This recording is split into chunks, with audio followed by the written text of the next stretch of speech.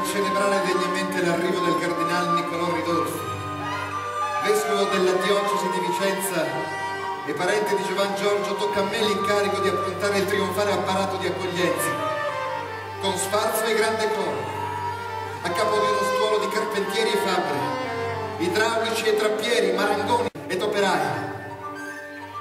Col trissino inventiamo iscrizioni in latino, cartigli di benvenuto, addobbi e fregi per la solennità. Io studio la messa in scena di un fastoso progetto.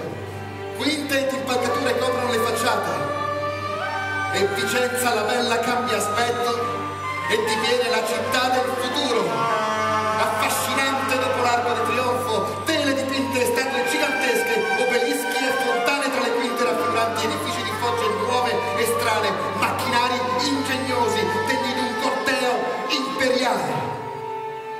Un successo, uno spreco, allegrezza e trionfi. A quel dì di festa assisto soddisfatto.